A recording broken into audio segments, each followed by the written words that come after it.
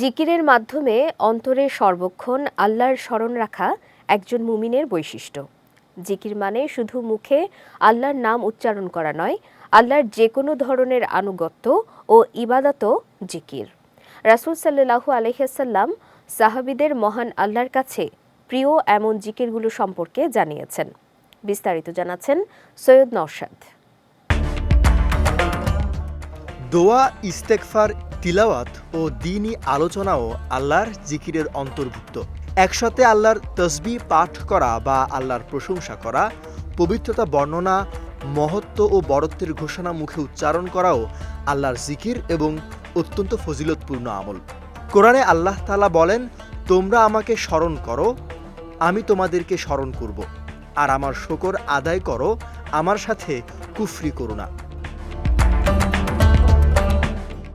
আল্লাহর স্মরণ থেকে বিমুখ থাকা ব্যক্তিদের কঠিন পরিণতি উল্লেখ করে আল্লাহ তাআলা বলেন, যে ব্যক্তি আমার স্মরণে বিমুখ থাকবে অবশ্যই তার জীবনযাপন হবে সংকুচিত, আর তাকে কিয়ামতের দিন উঠাবো অন্ধ করে। এই আয়াতে আল্লাহর স্মরণ বলতে বোঝানো হয়েছে সামগ্রিকভাবে আল্লাহর আনুগত্য করা, তার বিধান মেনে জীবন পরিচালনা করা। পাশাপাশি মুখে আল্লাহর জিকির করা, তার প্রশংসা, পবিত্রতা বর্ণনা, বড়ত্বের ঘোষণা এবং শুধু তার ইলাহ হওয়ার স্বীকৃতি উচ্চারণ করাও আল্লাহর স্মরণের মধ্যে অন্তর্ভুক্ত আছে। বিভিন্ন হাদিসে ফজিলতপূর্ণ অনেক জিকিরের কথা বলা হয়েছে। বিশেষত 4টি জিকিরের ফজিলত বর্ণিত হয়েছে বেশ কিছু হাদিসে, যেগুলোকে আল্লাহর প্রিয় জিকির বলা হয়েছে।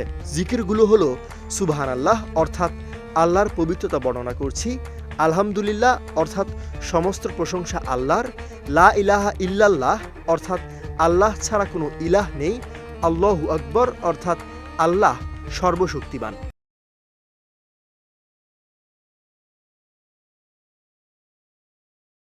সামুরা ইবনে জুনদুর রাদিয়াল্লাহু তাআলা আনহু বলেন, রাসূলুল্লাহ সাল্লাল্লাহু আলাইহি ওয়াসাল্লাম বলেছেন, আল্লাহর কাছে বেশি প্রিয় জিকির 4টি: সুবহানাল্লাহ, আলহামদুলিল্লাহ, লা ইলাহা ইল্লাল্লাহ ও আল্লাহু আকবর। এগুলোর যে কোনোটি দিয়ে তুমি শুরু করতে পারো।